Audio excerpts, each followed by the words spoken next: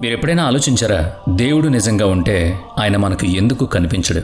ఆయనే ఈ సృష్టికర్త అయితే ఆయన ఉన్నాడని చెప్పే ఆధారాలు ఎందుకు స్పష్టంగా లేవు? వేల సంవత్సరాలుగా మనుషులు గుడులు, మసీదులు, చర్చిలు, ధ్యాన కేంద్రాల్లో ఆయన కోసం వెతుకుతూనే ఉన్నారు. అయినా సరే ఎవరికీ ఆయన దర్శనం కాలేదు.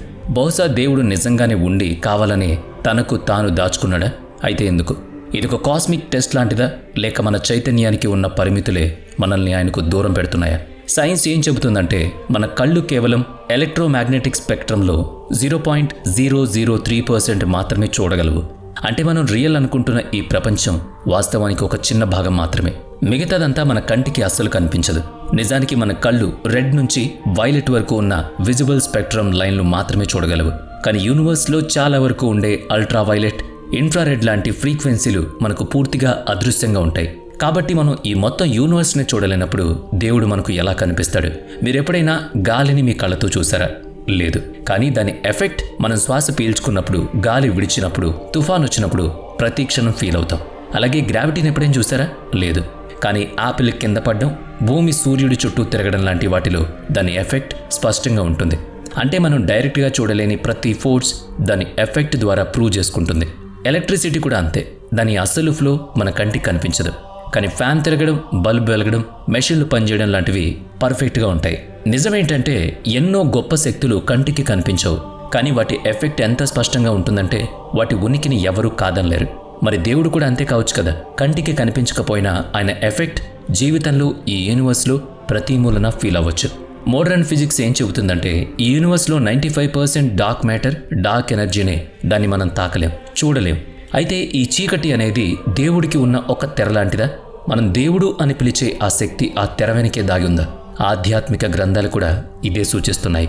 గీతలో కృష్ణుడు నేను ప్రతి ఒక్కరి హృదయంలో దాగి ఉన్నానని చెప్పాడు. బుద్ధుడు నా లోపల దాగి ఉన్న కాంతిని నేను చూశాను, అదే నిజమన్నాడు. సూఫీ సెయింట్స్ కూడా దేవుడు ఒక తెర వెనుక ఉన్నాడని, ఆ తెర తొలగినప్పుడే ఆయన కనిపిస్తాడని చెప్తున్నారు. కానీ న్యూరో సైన్స్ ఏం చెబుతుందంటే మనిషి బ్రెయిన్ లోపల అతీంద్రియ అనుభవాలు కలిగించే సర్క్యూట్స్ ఉంటాయి. ఒక వ్యక్తి ధ్యానంలో మునిగిపోయినప్పుడు పెరటైల్ లోబ్, టెంపోరల్ లోబ్ యాక్టివేట్ అవుతాయి. దీని రిజల్ట్ ఏంటంటే అతను ఏదో ఒక అదృశ్య శక్తిని కలిసినట్లు ఫీల్ అవుతాడు.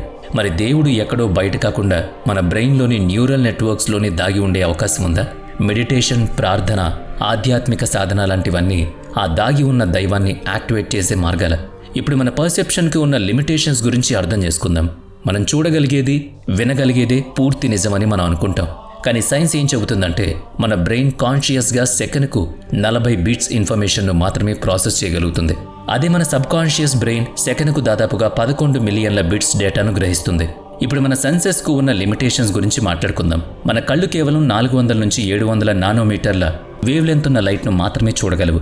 అంతకంటే తక్కువ ఉన్న అల్ట్రావైలెట్ను కానీ, ఎక్కువ ఉన్న ఇన్ఫ్రారెడ్ను కానీ మనం చూడలేం.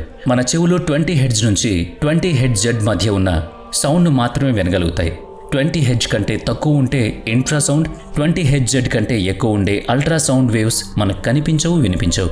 అంటే మన సెన్సెస్ ఈ యూనివర్స్లో ఒక చిన్న భాగాన్ని మాత్రమే గ్రహించగలవు. మిగతాదంతా మన అవగాహనకు అందకుండా దాగుంటుంది. కాబట్టి మన సాధారణ సెన్సెస్కు అందని ఒక హై ఫ్రీక్వెన్సీ రియాలిటీలో దేవుడు కూడా ఉండుండొచ్చు కదా. అంటే మన కళ్ళు, చెవులు, బ్రెయిన్ అన్నీ కలిపి ఈ మొత్తం రియాలిటీలో ఒక చిన్న భాగాన్ని మాత్రమే పట్టుకోగలవు. మిగతాదంతా దాగుంటుంది. మరి మన సెన్సెస్కు అందని ఒక హిడెన్ స్పెక్ట్రంలోనే దేవుడు కూడా ఉన్నాడా? ఇప్పుడు ఆలోచించండి. దేవుడు నిజంగా దాగి ఉంటే ఎక్కడ దాక్కుని ఉండొచ్చు? బహుశా మోడర్న్ సైన్స్ ఇంకా జవాబు చెప్పలేని క్వాంటమ్ వరల్డ్లో కావచ్చు. ఈ యూనివర్స్ మనం చూస్తున్నంత సాలిడ్గా ఖచ్చితంగా ఉండదని క్వాంటమ్ ఫిజిక్స్ చెప్పకనే చెబుతుంది. మన కాన్షియస్నెస్ అంటే కేవలం న్యూరాన్స్ ఫైర్ అవ్వడం కాదని వాళ్ళు చెబుతున్నారు. మైక్రోట్యూబుల్స్ అని పిలిచే చిన్న నిర్మాణాల లోపల జరిగే క్వాంటమ్ లెవెల్ ప్రాసెస్యే మన కాన్షియస్ అని ఆ థియరీ సారాంశం. అంటే మన కాన్షియస్నెస్ కూడా క్వాంటమ్ లాంటిది అన్నమాట. స్పేస్, టైం తమ రూల్స్ మార్చుకునే ఆ క్వాంటమ్ లెవెల్లోనే దేవుడు దాగి ఉన్నాడా? క్వాంటమ్ ఎంటాంగిల్మెంట్ కూడా ఒక మిస్టరీనే. అందులో 2 పార్టికల్స్ మిలియన్ల కాంతి సంవత్సరాల దూరంలో ఉన్నా సరే వెంటనే ఒకదానితో ఒకటి కనెక్ట్ అవుతాయి. డివైన్ ఫిలాసఫీలో దీన్ని డివైన్ హిడెన్నెస్ ప్రాబ్లం అని అంటారు. దేవుడు నిజంగా ఉంటే ఆయన ఎందుకు దాగి ఉన్నాడు అని శతాబ్దాలుగా తత్వవేత్తలు ఈ ప్రశ్న అడుగుతూనే ఉన్నారు. ఆయనకు అంత ప్రేమ, దయ ఉంటే తనను తాను డైరెక్ట్గా ఎందుకు చూపించుకోడు? ఇక్కడ ఇంకో పెద్ద ప్రశ్న వస్తుంది. దేవుడు నిజంగా ఉంటే ఆయన మనకు ఎందుకు కనిపించడు? కొంతమంది ఫిలాసఫర్స్ దీని గురించి ఒక ఆసక్తికరమైన వాదన వినిపిస్తున్నారు. ఒకవేళ దేవుడు తనను తాను డైరెక్ట్గా మనకు చూపించుకుంటే మనుషులకు ఫ్రీ విల్ లేదా స్వేచ్ఛ అనేది ఉండదు. అప్పుడు మనం ఆయనతో ప్రేమతో భక్తితో కాకుండా భయంతో బలవంతంగా నమ్మడం మొదలు పెడతాం. స్కూల్లో ఎగ్జామ్ జరిగేటప్పుడు టీచర్ క్వశ్చన్ పేపర్ ఇచ్చి పక్కకు వెళ్ళిపోతారు. ఒకవేళ ఆ టీచర్ అన్ని జవాబులు చెప్పేస్తే ఇక ఆ ఎగ్జామ్కు అర్థం ఉండదు కదా. బహుశా దేవుడు నియమం కూడా ఇదే కావచ్చు. మన అన్వేషణకు ఒక అర్థం ఉండాలని, మన ప్రయాణం రియల్గా సాగాలని ఆయన అలా దాగున్నాడేమో. న్యూరో సైన్స్ ప్రయోగాలు కూడా అదే మిస్టరీని సూచిస్తున్నాయి. బెంజమిన్ లిబెట్ చేసిన ఫేమస్ స్టడీస్ ఏం చెబుతున్నాయంటే, మనం ఒక పని చేయడానికి కొన్ని మిల్లీ సెకండ్ల ముందే మన బ్రెయిన్లో నిర్ణయం తీసుకునే సిగ్నల్స్ యాక్టివేట్ అవుతాయి. అంటే కొన్నిసార్లు మన ఫ్రీ విల్తో మనమే ఒక నిర్ణయం తీసుకున్నామని అనుకుంటాం, కానీ రియాలిటీలో మన బ్రెయిన్ ముందే దాన్ని ఫిక్స్ చేస్తుంది. మనకున్న ఫ్రీ విల్ నిజానికి మనం అనుకున్నంత ఫ్రీ కాదేమో. ఇది కూడా ఆ అదృశ్య దేవుడి ఆటలో ఒక భాగం కావచ్చు. ఇక అసలైన సత్యం ఒకటి తెర వెనుక దాగి ఉందని వేదాంతం చెబుతోంది. ఆ తెర తొలగుతున్నప్పుడు అంతా కాంతివంతంగా మారుతుంది. దేవుడు ఒక తెర వెనుకున్నాడని, ఆ తెర తీసినప్పుడు ఆయన మాత్రమే కనిపిస్తాడని సూఫీ సెయింట్స్ అంటారు. మనం హిడెన్ గాడ్ అని పిలుస్తున్న ఆ అసలైన రియాలిటీ అక్కడే బయటపడుతుంది. భగవద్గీతలో శ్రీకృష్ణుడు నేను ప్రతి ఒక్కరి హృదయంలో దాగున్నానని చెప్పినట్టు. ఒకసారి ఆలోచించండి, ప్రేమను మీరు ఎప్పుడైనా కళ్ళతో చూసారా? లేదు కదా. కానీ నవ్వులో, త్యాగాల్లో, బంధాల్లో, లోతుల్లో దాని ఇంపాక్ట్ చాలా చాలా ఫీల్ అవుతాం. ప్రేమ అనేది కంటికి కనిపించదు, కానీ అది జీవిత గమనాన్నే మార్చేస్తుంది. అలాగే దేవుడు కూడా కంటికి కనిపించని ఒక పవర్. ఆయన కళ్ళకు కనిపించకపోయినా ఆయన ఎఫెక్ట్ ప్రతి చోట ఫీల్ అవ్వచ్చు. ఇప్పుడు ఈ విషయం గమనించండి. ఈ యూనివర్స్లో ఒక అదృశ్యమైన ఆర్డర్ ఉందని ఐన్స్టీన్ అన్నారు.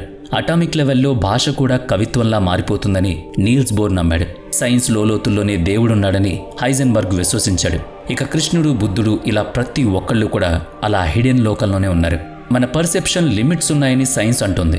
కాన్షియస్నెస్కు ఒక లిమిట్ ఉందని చెబుతోంది. కానీ ఎక్కడ, ఎలా అనేది ఎవరికీ తెలీదు. ఐన్స్టీన్కు అది ఒక కాస్మిక్ ఆర్డర్, బోర్ దృష్టిలో అది ఒక కవిత్వం, హైజెన్బర్గ్ దృష్టిలో అది ఒక సైన్స్ అడుగున దాగి ఉన్న సత్యం. ఇలా రకరకాల వాదనలు వినిపిస్తూనే ఉన్నాయి. కానీ ఇక్కడ అసలు ప్రశ్న ఏంటంటే, మనం నిజంగానే ఆ దాగి ఉన్న దేవుణ్ణి చేరుకోగలమా? ధ్యానం, ప్రార్థన లాంటి ఆధ్యాత్మిక సాధనలు ఆ అదృశ్యమైన తెరను తొలగించగలవా? ఆ తెర దాటితేనే కదా అసలైన రియాలిటీ కనిపించేది. న్యూరోసైన్స్ ప్రయోగాలు కూడా ఇదే సూచిస్తున్నాయి. ఒక వ్యక్తి డీప్ మెడిటేషన్లోకి వెళ్ళినప్పుడు అతని బ్రెయిన్ సాధారణ 5 సెన్సెస్కు అతీతంగా ఒక హయ్యర్ డైమెన్షనల్ స్టేటస్లో వెళుతుందని ఎఫ్ఎంఆర్ఐ స్కాన్, ఈఈజీ స్టడీస్ చెబుతున్నాయి. ఆ సమయంలో గుండె, బ్రెయిన్ ఒక కోహరెన్స్ స్టేట్లో వెళతాయని హార్ట్ మ్యాథ్స్ ఇన్స్టిట్యూట్ పరిశోధన చెబుతోంది. అదొక కనిపించని కాస్మిక్ థియరీలో వెళుతోందని వాళ్ళు అంటున్నారు. మనం దేవుణ్ణి చూడగలిగే రిధం ఇదేనా? సంత్ కబీర్ కూడా ఇదే అన్నారు. ఓ మనిషి, నన్ను ఎక్కడ వెతుకుతున్నావు? నేను నీ పక్కనే ఉన్నాను. నేను గుడిలో లేను, మసీదులో లేను, కబారాలో లేను, కైలాసంలో కూడా లేను. నేను నీ హృదయంలో, నీ కోసం, నీ పక్కనే ఉన్నాను. దాన్ని నువ్వు వెతికి పట్టుకో అన్నారు. ఇక్కడ ఒక విషయం స్పష్టమవుతుంది. ఆ అదృశ్య దేవుడు అనేది కేవలం ఒక కాన్సెప్ట్ మాత్రమే కాదు, మనుషులు తమ పరిమితులను దాటడానికి సహాయపడే ఒక నిజమైన పవర్. ఒకవేళ ఆ శక్తితో కనెక్ట్ అవ్వడం నిజంగా సాధ్యమైతే అది ఎలా? ప్రాచీన ధ్యాన పద్ధతులు, మోడర్న్ న్యూరోసైన్స్ కలిసి ఆ దారిని చూపగలవా? ఆ అదృశ్యమైన తెర నిజంగానే తొలగుతుందా? దీనంతటికీ సమాధానం ఒక్కటే, దేవుడు మనలో ఉన్నాడు. మనం ఆ దేవుడితో కనెక్ట్ అవ్వాలంటే ఖచ్చితంగా మనం స్పృహలో ఉండాలి. మన లోతుల్లో ఉన్న ఆ అంతరాన్ని పట్టుకోగలగాలి. ఒకరికి మంచి చేయడం, ఆ మంచి నుంచి వచ్చే ఆనందాన్ని ఆస్వాదించడం మనకి తెలిస్తే ఆ దైవాన్ని మనం అందుకోగలిగినట్టే. వీడియో నచ్చితే లైక్ చేయండి, షేర్ చేయండి. ఇప్పటి వరకు మన ఛానల్ని సబ్స్క్రైబ్ చేయనట్లయితే ఇప్పుడే సబ్స్క్రైబ్ చేసుకుని పక్కనే ఉన్న బెల్ ఐకాన్పై క్లిక్ చేయండి. నెక్స్ట్ వీడియోలో మళ్ళీ కలుద్దాం. Thanks for watching.